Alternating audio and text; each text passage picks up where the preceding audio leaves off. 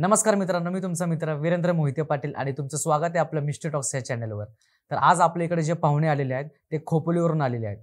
तर चला त्यांच्यासोबत घडलेले अनुभव ऐकूयात। नमस्कार सर। नमस्कार सर। काय आपलं नाव? माझं नाव धनंजय सूर्यकांत चव्हाण। मी सध्या आलोय खोपोलीमधनं आणि आमचं गाव माझं तसं पाटण गाव आहे आणि चिपळूणला स्थायिक झालो आम्ही। तर मी आता खोपोलीत नाही म्हटलं तर एक 7 वर्ष झाले मी तिथे जॉब करतोय। पाटण म्हणजे कुठलं? कराड साईडचं? हां बरोबर, सातारा पाटणचं गाव। पण वडील खाली कोकणात सर्व्हिसला होते चिपळूणमध्ये, गव्हर्नमेंट सर्व्हिसला। मग आम्ही त्यामुळे तिकडे स्थायिक झालो। माझं बालपण वगैरे तिकडेच गेलेलं आहे। मग मी जॉबला 1-2-3 वर्ष पुण्यात होतो आणि आता 7 वर्ष झालं मी खोपोलीमध्ये आहे जॉबला। बरं, जी तुमच्यासोबत घटना घडलेली आहे त्याची सुरुवात कशी झाली? ॲक्च्युली सर मी खोपोलीत जे जॉबला आहे त्या कंपनीत मी एक 5 वर्ष ज्या प्लॅन्टमध्ये होतो तो प्लॅन्ट आमचा ॲक्च्युली बंद झाला। CNC मध्ये मी काम करत होतो ॲज अ सुपरवायझर इन्चार्ज। काही कारणास्तव तो प्लॅन्ट बंद करावा लागला। तर आम्हाला आमच्याच कंपनीमध्ये दुसऱ्या प्लॅन्टमध्ये आम्हाला शिफ्ट केलं। शिफ्ट केल्यानंतर सर आम्हाला तिथं ट्रेनिंग दिलं पहिलं 1 महिनाभर। 1 महिनाभर ते पूर्ण तो डिफरंट होता। माझं CNC आणि ते जे रोलिंग मिल जिथे बार बनतात तो पूर्ण प्लॅन्ट डिफरंटच। मला पूर्ण तिथं आम्हाला 1 महिना ट्रेनिंग दिलं, कसं मटेरियल बनतं, कसं इन्स्पेक्शन करतात, पूर्ण ट्रेनिंग दिलं 1 महिना। तर 1 महिना मी कंटिन्यू सर जनरल शिपच केली, फर्स्ट शिफ्ट 8 ते 4। आणि नंतर जसं जसं थोडंफार काम मला यायला जमायला लागलं। त्यानंतर मग आमचे जे HOD आहेत म्हणजे साहेब, आमचे जे इन्चार्ज आहेत आमच्यावरचे, आमचे सिनियर, ते मला बोलल्यानंतर आता तू शिपमध्ये कर, तुला आता तू एकटा जबाबदारी घे, तुला जमायला लागले बऱ्यापैकी। सिस्टीम आणि सॅप सिस्टीम असतं त्यावर पण मला काम जमायला लागलं होतं। बाकीचं पण मला इन्स्पेक्शनचं जे करतात ते पूर्ण मला यायला लागलं होतं। मग सर बोलले तर तू इंडिव्हिज्युअल स्वतः शिफ्ट हँडल कर आणि कर। तर मी सरांना काय म्हणत होतो, सर 1-2 दिवस अजून द्या मला, मी करतो। पण नेमकं सरांनी दुसऱ्या दिवसापासून मला बोलले तू नाईट शिफ्टला ये उद्यापासून। आणि त्या दिवशी होता बुधवार। आणि बुधवार कसं ती जी मिल चालते आमच्याकडे, ती मिल जी आहे ती बुधवारी ते सगळे वर्कर आणि सगळे मिल बंद असते। ती पूर्ण कंपनीचे कॉन्ट्रॅक्ट सगळे बंद असते बुधवारी, पूर्ण ऑफ। आणि मी जे काम करायचो इन्स्पेक्शन यामध्ये करायचो। जे मिल ती चालायची ना, ते जे बार बनायचे त्याचे आम्ही इन्स्पेक्शन करायचो। खाली आमचा इन्स्पेक्शन एरिया वेगळा होता। स्टार्टिंगचा प्लॅन्ट होता तो आमचा, तिथं बार बनायचे गरम बार, आणि ते आम्ही खाली बंडल त्याचे बनवून नंतर खाली ते इन्स्पेक्शन करायचं। तर त्या इन्स्पेक्शन एरियामध्ये आम्ही पूर्ण म्हणजे कंटिन्यू तिथं 30 दिवस काम चालू असतं महिनाभर। तर तिथं बंद नसते, ऑफ नसतं तिथं वगैरे। मग आम्ही जे इन्चार्ज लोक आहे आम्हाला तिथं अल्टरनेट ऑफ दिलेत, गुरुवार शुक्रवार शनिवार असे ऑफ दिलेत वेगवेगळे। तिथं बाकी इन्चार्ज म्हणजे ॲडजस्ट करून एकमेकाला काम करत येत कंटिन्यू। तर मी सरांना बोलतो तर सर बुधवारी नको मला हे करा, मी नंतर येतो। पण सर काय ऐकलं नाही बोलले उद्यापासून तू नाईट शिफ्टमध्ये तू ये। ठीक आहे। तर मी बुधवारी नाईट माझी शिफ्ट असते 12 ते 8, रात्री 12 ते सकाळी 8। तर मी ठीक आहे त्या दिवशी आलो नाईटला। त्या दिवशी आल्यानंतर थोडंफार माझं काम बघितलं काय नेमकं सर असं झालं। त्या दिवशी आमचं जे इन्स्पेक्शन एरिया होता ना त्याच्यामध्ये पण काही लोड नव्हता। त्या लोकांना लोड नसल्यामुळे ती पण लोकं 8 वाजताच, रात्री 8 वाजताच गेली होती। त्या दिवशी तिथं कोण नाही त्या एरियामध्ये। मी आलो, मला बाकीचे काही रिपोर्ट वगैरे भरायचे होते, माझं काम बघितलं मी काय मग थोडंफार कामाला सुरुवात केली। आणि 1 वाजता आमच्याकडे टी ब्रेक असते, म्हणजे चहा येतो सर। तर मी त्या 1 वाजता थोडंफार काम करून परत 1 वाजता टी वगैरे घ्यायला गेलो। टी घेतला, चहा घेतला आणि थोडंसं एक राऊंड मारला प्लॅन्टमध्ये, कोण आहे बघायला तरी पाहिजे, मिल तर बंद आहे, बाकी कोण आहे ते तरी बघूया। म्हणून मी सहज अशी चक्कर मारली प्लॅन्टला। तर आमचा जो फर्नेस होता माझ्यापासून एक 50-60 मीटरवरती होता, त्या फर्नेसमधनं मटेरियल गरम होऊन ते त्या मिलला येतं। तर ती फर्नेस ते बुधवारी रात्री चालू करतात आणि ती गुरुवारपासून मिल कंटिन्यू चालू होते। ते रात्री नाईट शिफ्टला चालू, त्यासाठी एक इन्चार्ज आणि एक हेल्पर त्यांच्यासोबत असतो। तिथं गेलो, कारण मी तिथं जेव्हा ट्रेनिंगला आलो होते 10 दिवस मी सगळीकडे फिरलो होतो। ती फर्नेसवरची टीम माझ्या ओळखीची होती सगळी। तिथं बघितलं आणि एक मेकॅनिकल मेंटेनन्सचे 1-2 लोक होते, ते त्यांचं मिल जे असते त्या मिलवरती त्यांचं काम चालू होतं। तर ते पण मी बघितलं आणि इलेक्ट्रिकलचे एक दुसरे लोक असतील। नंतर मग बघितल्यानंतर परत माझं मी काम चालू करायला घेतलं, रिपोर्ट वगैरे भरायला। एक 2:15-2:30 वाजेपर्यंत सर माझं मी काम कम्प्युटरवरती काम करत होतो। आणि त्यानंतर असं झालं की तो जे बाहेर मेकॅनिकल मेंटेनन्सची लोकं काम करत आहेत ना, त्यांच्याकडे एअर कॉम्प्रेसर एअर ब्रेकर असतो, त्याचा आवाज मारतो। तो एक 2-2:15 वाजता आवाज तो यानं बंद झालं, म्हणजे ती लोकं पण कुठेतरी जाऊन थोडंफार रेस्ट करत किंवा बसत होते। तर त्यांचा आवाज बंद झाला आणि माझं पण 2:35पर्यंत माझं पण बऱ्यापैकी काम उरकलं थोडंसं। तर मी पण म्हटलं आता थोडं रेस्ट करूया, 1-2:35 झाले असते। म्हणून मी काय केलं, असं कम्प्युटरच्या समोर चेअर होती, ती चेअर अशी फिरवली आणि दुसरी एक समोर चेअर ठेवली आणि थोडंसं असं पाय ठेवून म्हटलं थोडंसं पाय सोडून बसू। आणि माझी जी केबिन होती ना सर, ती अशी एंट्री होती, ती आता मी असं बसलो आहे उलटं, ही कम्प्युटर आहे तर तिकडनं अशी एंट्री होती। त्यामध्ये यायला. आणि आतमध्ये एक रूम होती सर, तिथं आतमध्ये पण आमची इन्स्पेक्शनची रूम होती, बाहेर जी होती ती प्रोडक्शन इंचार्ज लोकांची रूम होती. तर आम्ही इथं पण PC होता, आतमध्ये पण PC होतं. पण मला नवीन तिथं सवय झाली, मी तिथंच बसायचो. आणि ही जे जो दरवाजा होता तिथे असा, आणि त्या बोर्ड होता त्या ह्याच्यामध्ये असं एंट्री करायला, रूममध्ये एंट्री करायला. आणि तिथं असे मागं इथं दोन ह्या रूमची इथे खिडकी होती, आतल्या रूमची तिथे खिडकी, आणि बाहेर जो बोर्ड होता तिथं पण एक खिडकी होती. आणि त्या खिडकीच्या मागं होते वर्कर लोकांचे लॉकर्स, आणि एक जिना होता. त्या जिन्यामध्ये वरती ऑफिस होतं, ऑफिसला जायला रूट होता. तर एक 2:35 झाले असतील, मी आपला खुर्ची आपली हे करून असं रेस्ट करावं म्हटलं जरासं, असं डोकं असं थोडं हे केलं खुर्चीतच बसल्या आणि 2:35 2:40ला 2:45ला एक लहान बाळाचा रडायचा आवाज यायला लागला. लहान बाळाचा रडायचा आवाज म्हटलं या टायमाला, मग असं मांजराचं जे पिल्लू असतं ना, ते रडतं, बरोबर. पिल्लू किंवा मांजर रडतं, ते पण असं लहान बाळ रडल्यासारखंच आवाज येतो. तर म्हटलं मांजर किंवा मांजराचं पिल्लू वगैरे असेल. मी इग्नोर केलं आणि ते रडतंय तोवरच एक लेडीचा आवाज यायला लागला, क्लिअर स्पष्ट आवाज, की लहान मूल रडतं ना तेव्हा त्याला आई समजवते की अरे तुला सांगितलं ना रडायचं नाही, असं करायचं नाही, तसं करायचं नाही, अशी आई समजवते ना, तसा आवाज यायला लागला.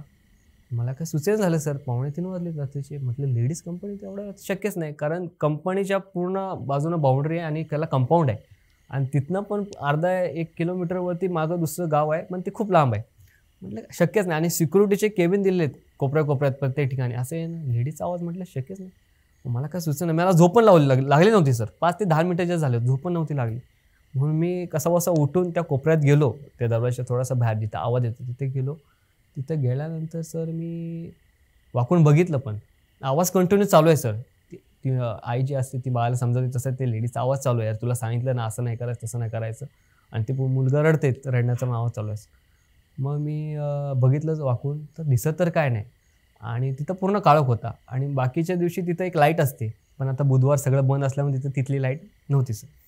वाकून बघतोय, मला थोडीच भीती वाटली सर, आणि वाकून बघू म्हटलं काय आहे नेमकं, कारण ह्याच्या आधी कधी माझ्यासोबत असं कधी घडलंच नव्हतं, कधीच नव्हतं. वय माझं 35-34 वय आहे, पण कधीच असा अनुभव आला. वाकून मी बघतोय सर, तर काय दिसत नाही, आवाज तर येतोय. म्हटलं हे काय आहे, थोडंसं मला भीती वाटायला लागली सर, खरं सांगतो जे आहे ते भीती वाटायला लागली. आणि मला सुचन झालं सर काय करू मी आता, काय त्या क्षणाला मला मग मी थोडंसं माझा स्पीड वाढवला, आणि तो फर्नेस बोललो ना मी राऊंड मारला होता आधी सगळीकडं, तर ती फर्नेसवरती जे इंचार्ज आणि हेल्पर होते, थोडंसं फास्ट पळत नाही सर, पण फास्ट चालत मी थोडासा घाबरत मी सर गेलो तिथं. त्या फर्नेसचा दरवाजा उघडला, म्हणजे त्यांचं जे केबिन होतं त्याचा. त्यानंतर आतमध्ये गेलो, त्या इंचार्ज माझ्या ओळखीचे होते, त्यांना म्हटलं सर तिकडं कोणी नाही आहे. त्यांना सांगितलं नाही जो इन्सिडेंट झाले, त्यांना काही सांगितलं नाही. म्हटलं सर तिकडं कोणी नाही, मी एकटाच आहे. आजच्या दिवस मी फक्त इथं चेअरवर बसतो, म्हटलं नुसतं बसतो सर. म्हटलं काय करत नाही, नुसतं बसतो, झोपत नाही, काय नाही, जस्ट बसतो, मला बसू द्या. ते बोलले ठीक आहे बस. 3 वाजले होते त्या टायमाला, एक 10-15 मिनिटाचा हा इन्सिडेंट. 3 वाजलेले, मी बसलो तिथं, थोडंसं पाणी वगैरे पिलं. मला कळलंच नाही हे काय झालं माझ्यासोबत, मला सुचलंच नाही. म्हटलं असं कधी आपल्यासोबत आयुष्यात फर्स्ट टाईम असेल. मग बसलो तिथं, थोडं पाणी वगैरे पिलं, थोडंसं तिथं रेस्ट वगैरे केलं, डोकं वगैरे टेकलो. एक सकाळी 6-6:30 वाजले. मग त्या सरांना मी जे इंचार्ज होते त्यांना मी थोडंसं सांगितलं सर मला असं आवाज आला किंवा, तर सर ते हसले. लोकांना ना ॲक्च्युली म्हणजे विश्वास नाही बसत, ते हसले, हे असं कुठं असतं का, मला असं बोलले. मग मी बोललो नाही सर ॲक्च्युली आता काय, आता मी त्यांना पुढं काय ह्याच्या पुढं बोलू शकत नाही. मग मी तिथनं आलो, आमच्या केबिनला परत गेलो. तसं काय मला काय वाटलं नाही, परत तिथं उजेड झाला होता, 6-6:30 वाजले होते. तिथे गेलो, बसलो, माझं राहिलेलं काम थोडंफार केलं मी. आणि मग नंतर 8 वाजता माझी शिफ्ट संपते, मी गेलो. नंतर मग दुसऱ्या दिवशी मी आल्यानंतर मी माझे जे सोबतचे होते त्यांना पण हे सांगितलं. तर मला त्यांनी पण ॲडव्हान्स दिली की एकटा नको बसत जाऊ, काय लोकांसोबत अनुभव आले त्यांना माहीत होते. मी तिथं त्या 1-1.5 महिना झाला होता, नवीन होतो. मग त्यानंतर मला असं एक पुढच्या आठवड्यात माझी परत सेकंड शिफ्ट होती, नाईटनंतर सेकंड होती. मला असं जे फर्नेसवरचे जे काय मी आधी 10 दिवस फर्नेसवरचं काम केलं होतं ना, तिथले माझे जे सगळे ओळखी झाले होते ते मला भेटून अशी मस्करी करायला लागले. अरे काय झालं रे, कुठला आवाज आला तुला, असं मस्करी करायला लागले. तर मी म्हटलं सर त्यांना म्हटलं हा म्हटलं असं आवाज म्हटलं आला, म्हटलं मला ते स्पष्ट बोलले, एकटा थांबत जाऊ नकोस, जिथं 2-3 माणसं असतील तिथं जा, एकटा थांबायचं नाही कुठे असलं. मला त्यांनी वॉर्निंगच दिली. म्हणजे ते ओळखी चांगले होते माझे सर, वयाने थोडे वयस्कर होते, पण त्यांनी सगळ्यांनी असं आहे. मग मला ते बोलले असं एक इलेक्ट्रिकल मेंटेनन्सचा माणूस आहे, त्याच्यासोबतही असा एक सेम अनुभव घडलेला आहे. तर मी सर त्यावेळी सेकंडला ना मी त्या माणसाचं थोडं म्हणजे ते इलेक्ट्रिकल डिपार्टमेंट तिथं जवळ होतं, पण मला माहिती नाही. मग थोडासा माणसाची चौकशी केली कुठल्या शिपला आहे काय. तर नेमके ते माझी सेकंड होती त्यावेळी त्यांची सेकंड होती. मी जाऊन भेटलो त्यांना विचारलं, सर असं असं तुमच्यासोबत काय इन्सिडेंट झाला होता. ते बोलले तुला कोण बोललं. म्हटलं मला कळलं. का रे काय झालं. मग तुम्ही सांगा तरी. मग त्यांनी मला त्यांचे इन्सिडेंट सांगितला. त्यांचा इन्सिडेंट असा होता, त्यांचे जे इलेक्ट्रिकलवाल्यांचे जे सर केबिन आणि कंट्रोल पॅनल आहेत त्यांची अशी 3 फ्लोअरची हे होती, बिल्डिंग होती त्यांची इलेक्ट्रिकलवाल्यांची. तर खालच्या फ्लोअरला ते काम करायचे, तिथं पण पॅनल होते आणि सेकंड आणि थर्ड फ्लोअरला पण कसे त्यांचे पॅनल्स होते इलेक्ट्रिकलवाल्यांचे. तर त्यांचे जे सेकंड का थर्ड फ्लोअरला ते काम पॅनल्स होते ना, तर तिथं दुपारचे ना जेवून आले 1-1.5 वाजता. दुपारची गोष्ट आहे. दुपारची जेवून आले आणि 1-1.5 वाजता आणि अशी बाजूने पॅनल त्या रूममध्ये आणि मध्ये त्यांचे टेबल्स बसायला, टेबल आणि खुर्ची. आले जेवून 1:30 वाजता आणि बघतात तर त्यांच्या टेबलवरती एक व्हाईट साडी घालून लेडीज बसले, असे केस सोडलेत. 1:30 वाजता दुपारी त्यांना पूर्ण घाम फुटला, सुचून झाले काय आहे. तसेच घाबरत खाली आले. त्यांनी पण त्यावेळी कुणाला सांगितलं नाही, पाणी वगैरे पिले, शांत झाले. त्यांच्यासोबत हा किस्सा झालेला त्यांनी मला सांगितला. मग मला बोलले काय आलं. मग मी माझा किस्सा त्यांना सांगितलं. मला त्यांनी पण स्पष्ट सांगितलं एकटा थांबत जाऊ नको, प्लेनमध्ये एकटा रात्रीचं नाही बसायचं. त्याच्या पुढे जेव्हा माझी नाईट शिफ्ट येईल तेव्हा माझे इन्स्पेक्शनचं मी कोण बघायचो आहे का, अजून दुसरं कोण आहे का मेकॅनिक मेंटेनन्स, त्यांच्यासोबत मी माझं काम उरकायचो आणि त्यांच्यासोबत सर टाईम स्पेंड करायचो. बरं, काय त्रास वगैरे झाला का तुम्हाला त्या व्यक्ती दिसल्यानंतर. नाही सर, त्रास वगैरे मला काय तसं झालं नाही, कारण नाईट शिफ्ट होती. मला तसं जाऊन मी डायरेक्ट झोपलोच होतो. मला त्रास वगैरे काय झाला नाही. परत कधी काय दिसली का ती व्यक्ती. नाही सर, तसं परत मला अनुभव आलाच नाही. किंवा ते जे पहिले काम होतं त्यांना काय त्रास वगैरे झाला का. त्यांना एकदा काम करताना थोडंसं 1-2 वेळा त्यांना चक्कर येऊन पडलेत. ते झाल्यानंतरच 1-1.5 महिन्यात त्यांच्यासोबत असं झालं होतं की काम करता ते चक्कर येऊन पडलेत. बाकी असं त्यांना दुसरा त्रास नाही काय झाला. बरं, मग त्याच्यात तुमच्या दोघांनंतर परत अजून कोणाला दिसलं होतं कंपनीमध्ये. कंपनीमध्ये नंतर तसं सर ॲक्च्युली दुसरं कुणाला दिसलं नाही. आणि दिसलं असतं तर काय होतं सर, तर लोक काय होतं मजाक करतात, म्हणजे मस्ती त्यांना वाटते असं कुठं असतंय का. त्यामुळे सर मस्करी करतात. त्यामुळे कोण सांगायला पुढे येत नाही की बाबा असं माझ्यासोबत घडल्यामुळे आणि त्यांच्यासोबत घडल्यामुळे आम्ही कम्युनिकेशन केलं बाबा तुमच्यासोबत काय झालं माझ्यासोबत.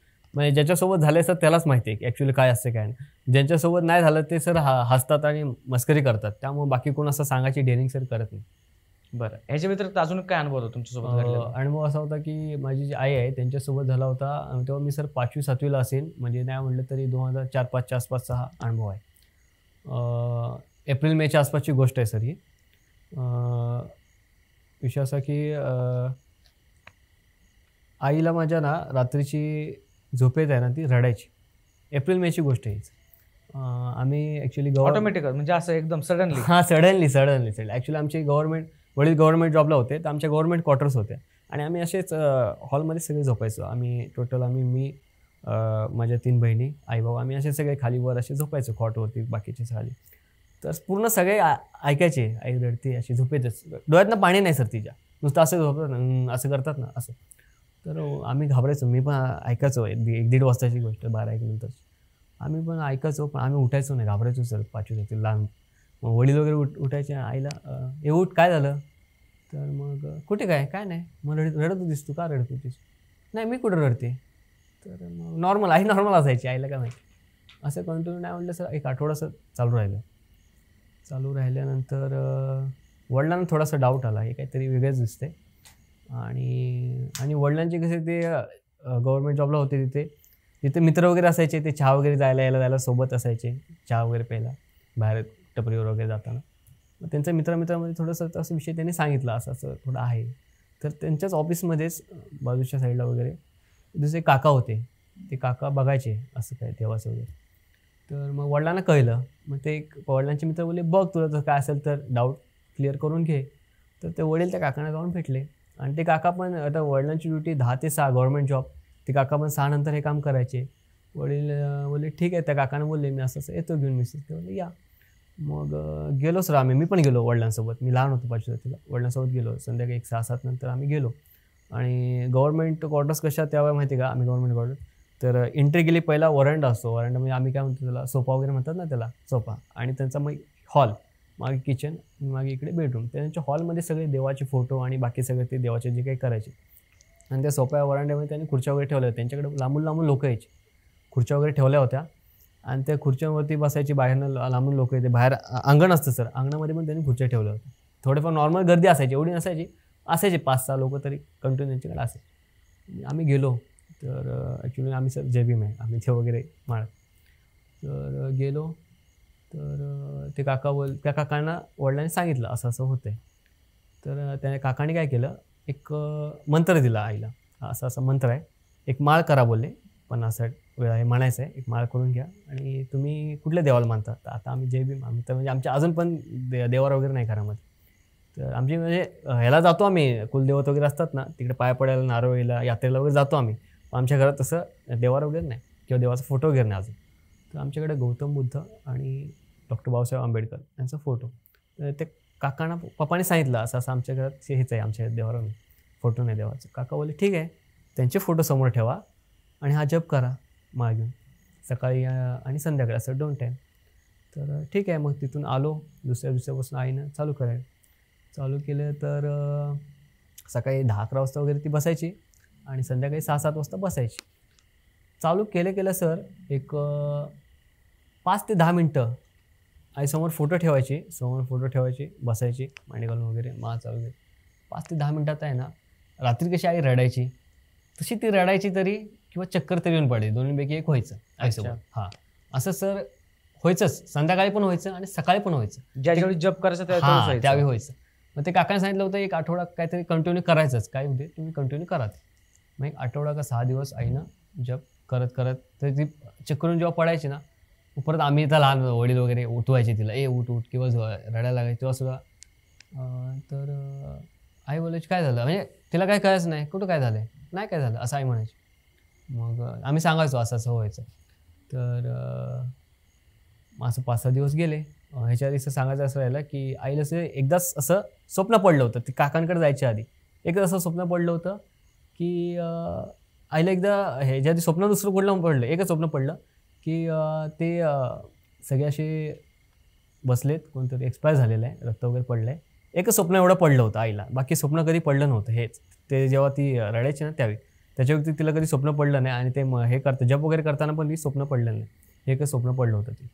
मग ते बाकी ती जेव्हा विचारच तिला काय, तर तिला काय आठवायचंच नाही कुठं काय, मी रडत नव्हते किंवा मी काय नॉर्मल आहे. मी असं करत काही 1 आठवडा जप करत 1 आठवडा झाला. परत ते काकांकडं मी आई बाबा आम्ही गेल्यानंतर तिथं काकाने बोलले काय झालं. मग त्याला सांगितलं की जप करता आई आमची, म्हणजे पप्पाने सांगितलं की असं ती बेशुद्ध तरी पडायची किंवा ती जी रात्रीची कशी रडते तशी रडते ती.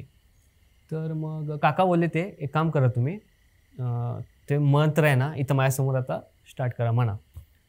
स्टार्ट केल्यानंतर सर एक 5 ते 10 मिनटात, 5च मिनटात सर आई रडायला लागली तिथंच, तशी रडायची तशी. मग नंतर ते काकांकडे ना असे मोरपीस वगैरे असतात बघा, मोरपीस, त्या मोरपीसनं काकाने असं ते 2-3 मोरपीस करतात, त्यांनी असं हे केलं.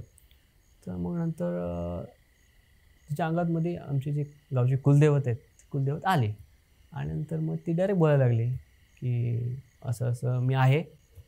तर ते काकांना वाटलं खोटं, कारण कसं होतं सर, कधी भूत जे असतात ना, भूत वगैरे ते कधी येतात ना, ते देवाचे नाव वगैरे घेतात. म्हणून काकाने त्या काय केलं, 2 वेळा मारून विचारलं नक्की सांग. आमचे वडील होतेच ते, वडील बोलले हां आमची कुलदेवत आहे ते. तर मग हा का, मग ते बोलले सांग काय पाहिजे, काय प्रॉब्लेम, का त्रास देते सांग. तर असं झालं की आई आमची नाही, असं ती म्हटले की हिनं नवस केला होता की मला मुलगा होते आणि मग मी काय असेल ते पूर्ण करेन. हिनं काय केलं नाही, तेच तिला आठवण देण्यासाठी मी येते, त्रास देते आम्ही.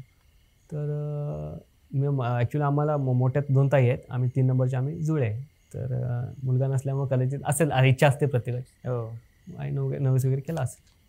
तर ठीक आहे बोलले काका, त्या देवाला आले होते, त्या देवीला बोलले ठीक आहे, तुझं काय असेल ते नवस पूर्ण करण्यात येईल, तुझ्या फॅमिलीला पूर्ण त्रास देऊ नको काय असेल.